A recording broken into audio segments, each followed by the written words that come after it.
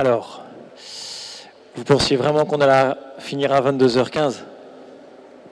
Là, on vient de prendre 20 minutes, là. Mais je vais être court.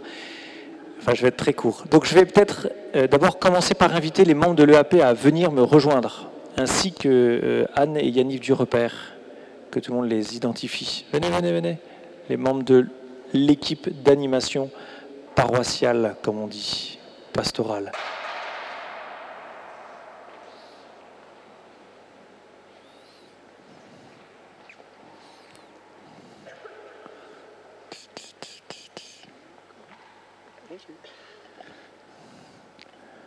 Et le Père Nathanaël, il est où? Il change. Donc, Jacques et Magali de Rivoire, qui sont membres de l'EAP, Martine Pinard-Legris, Maël et Thibault de Port-Zampar, le Père François Labadins, le Père Nathanaël Valdener qui se change pour exposer le Saint-Sacrement. Il y a aussi Jean-Claude Gillot, il est là, et Marie-Claude, dont le mari est là, mais elle n'est pas encore là, donc voilà. Et qui sont donc les membres de l'EAP. Et donc vous avez au milieu là Yannick et Anne du Repère, qui eux ne sont pas membres de l'équipe d'animation pastorale, mais qui sont responsables du secteur de la communauté de l'Emmanuel qui est en mission ici. Voilà. Pour que vous puissiez un peu identifier qui est qui. Donc c'est intéressant quand même pour vous. Alors, je vais commencer à parler. Donc, vous voyez le titre, Soirée Saint-Nizier numéro 1. Il y en aura 9 dans l'année. Donc c'est la première. On peut avancer. Voici l'objectif de cette année. C'est assez ambitieux en fait. Conversion et accueil. Donc conversion, j'en ai parlé dimanche pendant l'homélie. Je vous invite à vous convertir en écoutant la parole de Dieu. Ceux qui n'ont pas entendu, vous pouvez l'écouter sur le site, sur Facebook.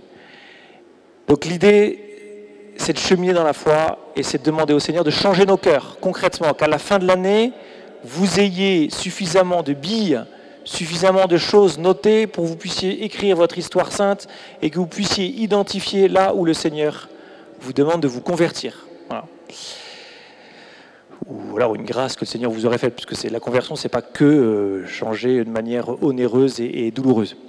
Et l'accueil, alors moi j'avais une autre lecture de Zachée que j'ai entendue là. Pour moi, Zachée, c'était plus le gars qui nous regarde de loin. Vous savez, c'est le gars qui nous regarde du balcon pendant qu'on est en train de faire une procession et qu'il faut faire descendre pour faire revenir dans l'église. Enfin, venir tout simplement dans l'église. Voilà. Donc Zachée, je l'entends en deux sens. Donc eux, ils l'ont entendu comme ça, c'était très bien, c'était donné comme ça par le Seigneur, que nous descendions de nos arbres. Mais moi, je voulais l'interpréter un peu différemment, si l'Esprit Saint me permet.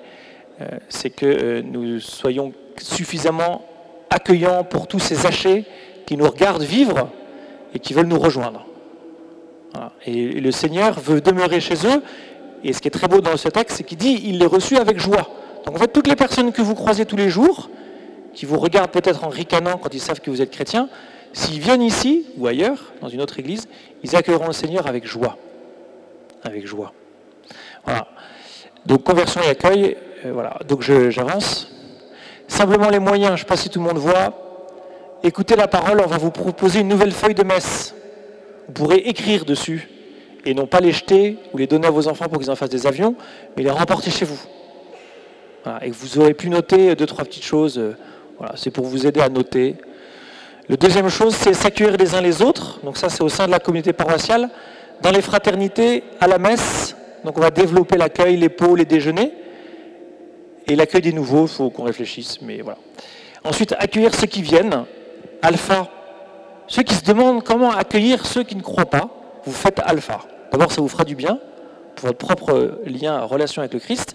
Et ensuite, vous apprendrez à écouter et à accueillir ceux qui ne pensent pas comme vous, ceux qui ne sont pas du sérail, ceux qui, etc. La préparation au baptême des tout-petits, voilà, on a développé quelque chose qui demande encore à être déployé, mais qui s'appuie sur l'accueil où on envoie des couples de la paroisse vont visiter les familles qui demandent le baptême de leurs enfants. En tout cas pour les familles, pour les couples qui demandent, qui sont le plus loin de l'église, on va les voir chez elles. Et je peux vous assurer qu'il y a de très belles rencontres. Enfin, en tout cas, on rencontre des gens que, comme disent les couples qui sont dans l'équipe, ils n'ont jamais rencontré. Enfin, ils vont voir des gens qui n'ont pas l'habitude de voir, quoi. Voilà, le petit déjeuner aux Anames, je vous rappelle, le dimanche matin pour les sans-abri, quand même, c'est un lieu d'accueil important pour cette paroisse. Quatrième point, c'est développer la bienveillance. Voilà, l'accueil avant d'être un service, c'est un état d'esprit.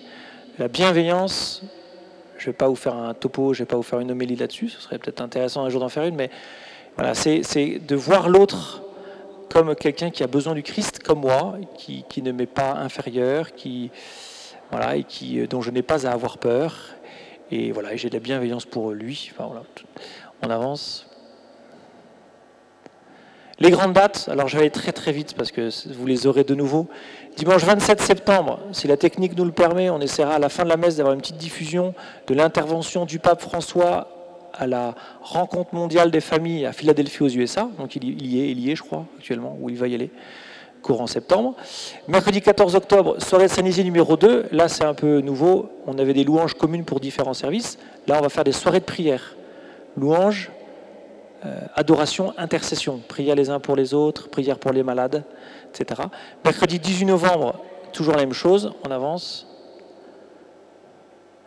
Mercredi 2 décembre, donc ça on l'a déjà fait l'année dernière, à la veille du 8 décembre, mercredi 2 décembre, on viendra tous se former à donner son témoignage pour se préparer aux 4 missions, aux 4 soirées du 8, samedi 5, mardi 8 décembre. Notez que cette année ça commence le samedi soir, donc le vendredi soir vous serez libre.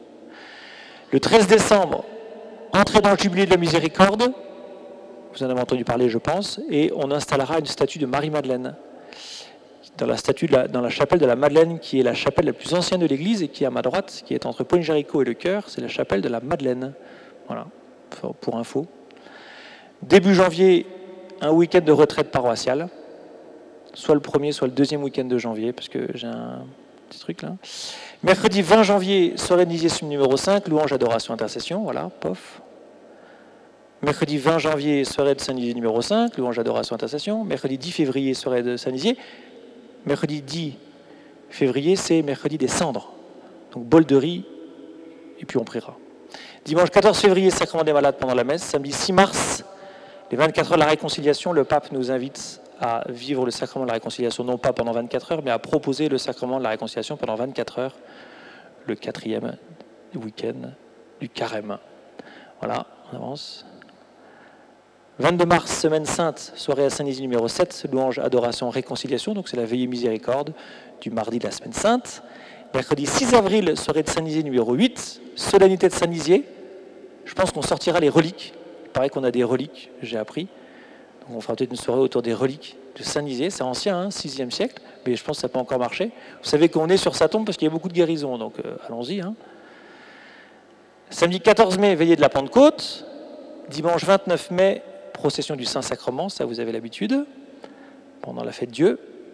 Mercredi 1er juin, soirée de Saint-Nizier numéro 9, louange, adoration, intercession. Dimanche 26 juin, pique-nique de fin d'année. Voilà, j'ai terminé. C'était rapide. On va se mettre devant le Seigneur. Voilà. On va confier cette année pendant 20-25 minutes. Et à la fin de ce temps de prière, on appellera tous les responsables de service. Voilà. Et puis on priera pour eux. Ça va ? Voilà, donc on peut se mettre à genoux pour accueillir Jésus.